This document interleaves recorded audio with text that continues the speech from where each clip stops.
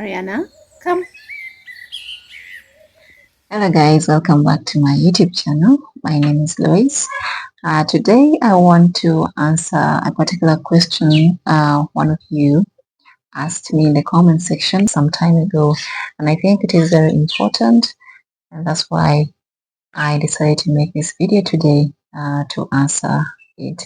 If you haven't subscribed yet, please make sure to do so, especially if you love this kind of content. We are all about urban farming, but every now and then we venture into other things.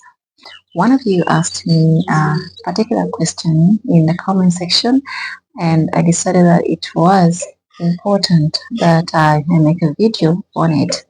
She said that her soil in the container gets very compact, and she was asking what she could do about that. And I decided that it was important that I make a video on it to help all of you. Sometimes one person asks a question that most of you want to ask. So I've decided to make this particular video so that, I answer that question. First of all, as an urban farmer, you have to know that there are different types of soil. We have sandy soil, we have clay, we have loam, we have what else? You know your science, right? And different types of soil have different properties. We are not going into that science, but you as an urban farmer, you should know that different types of soil have different properties, and you should know which particular type of soil is good for your plant. Another thing that is important, how do you know that the soil is particularly good for your plant, and why is it important that these properties should be in place? One of the very important properties of soil is aeration and good drainage. Those are very, very important factors. So at least you, as a beginner in urban farming, you should know this, because when you pick out your soil to start your gardening, then you know what is going to work well where. Let's talk about what you can do to avoid your soil getting compact in the container. Number one, you have to choose the type of soil well. I know that in Kampala, accessibility to good soil might be difficult, but like I mentioned earlier, let's learn to make our own compost, okay?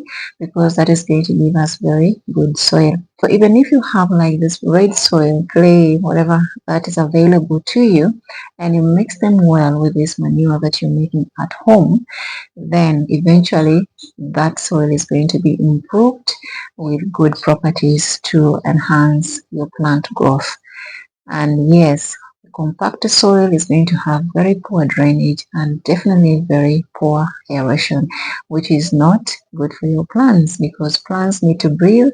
So good aeration is very, very important. And when there is good drainage, then there is good flow of water within the soil and does not fill up the air pores. So please, let us learn how to make our own compost at home, and then use whatever soil we have and mix with our compost to make better soil for our plants. So that is going to provide you with good properties. Then now place your soil in your container. But before doing that as well, guys, you should know, I have seen people who buy containers and just put soil directly. No, it shouldn't be that way. You have to poke holes in your containers underneath. That is going to enable good drainage. Otherwise, for example, if you're watering your plants or it rains heavily and you don't have those holes underneath, then the rainwater or the water you're providing the plant is going to just get stuck in there without flowing out or anything. Okay? And eventually it's going to cause root rot, because there's no good aeration, there's no aeration whatsoever in that soil, and it's going to eventually kill your plant. So make sure that you poke holes in your containers. That will enhance good drainage, considering that you followed the step number one, which is uh, mix your soil well. If you have bad soil, make sure you mix it with some manure and put them in. Number three is you have to learn to poke your soil. You can use whatever tools you have available at your disposal. Most times I use a knife.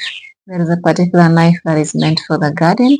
So every now and then your soil needs to be a little bit loose so that it can help water flow in more easily, and of course to enhance also still aeration. So guys, it is very, very important that you take these steps. Don't feel lazy, like you've already put your plant and that's it. No, you have to keep poking that soil every now and then. Don't disturb the structure, because when you disturb again, it's not good. Don't over poke the soil all the time, because that also disturbs the structure of the soil. But it helps every now and then to poke and loosen up the soil a bit. So number one, remember, choose your soil well, but use whatever soil you have as long as you know how to mix it well with the manure. Okay, after that, get your container and poke holes in them to enhance good drainage.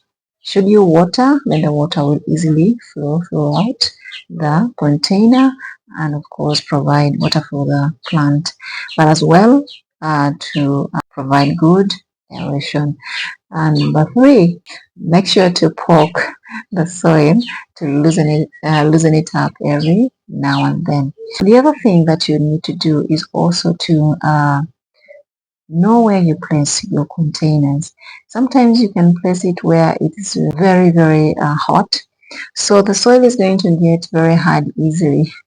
And so yeah, make sure that where you place your container is relatively cool, although it has access to sunlight. And that's why I also encourage you to practice companion planting, because if you have like 3 containers and you've grown some maize or beans, like a mix of 2 to 4 plants, for example, in one area.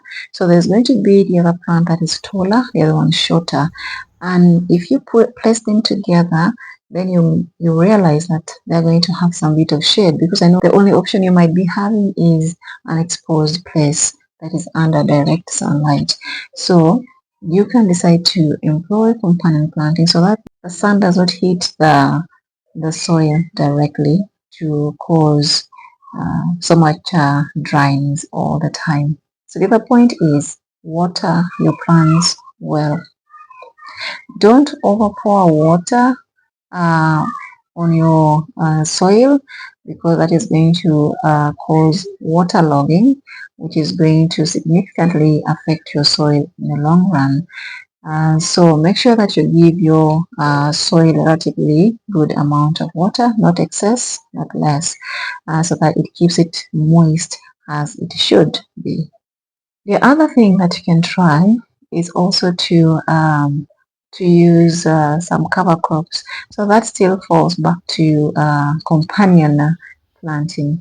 If you plant some low laying plants, then it's going to stop direct sunlight from hitting the soil, and that will prevent it from drying it up instantly.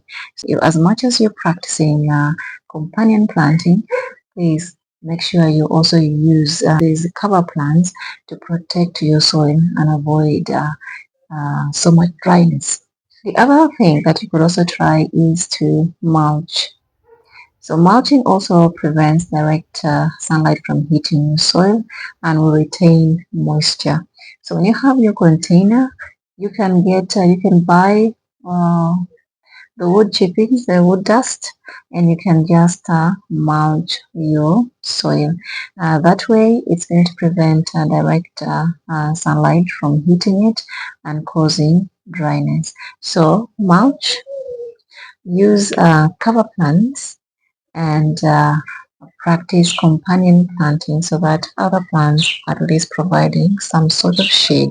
Our plants need sunlight, but doesn't necessarily mean they want the very hot scorching sunshine. And you want to keep your soil not very dry and not very wet. But when it is exposed directly, then of course your soil is going to be very, very dry. So to avoid that, try what I have just taught you and we shall see. So that should help your problem. I hope I have answered your question correctly. And if I have, please leave me a comment below and let me know what I can elaborate more, or if it's okay, then we move on to the next one. Thank you very much guys for watching. I appreciate you a lot. Again, if you haven't subscribed yet, make sure to do so. And don't forget to hit on the notification bell so that you're notified every time I post a video on here. And leave me a like and a comment, please. Your comments mean so much to me, and that helps me, just like now, to talk about the things that can be of help to you. Until next time, bye bye.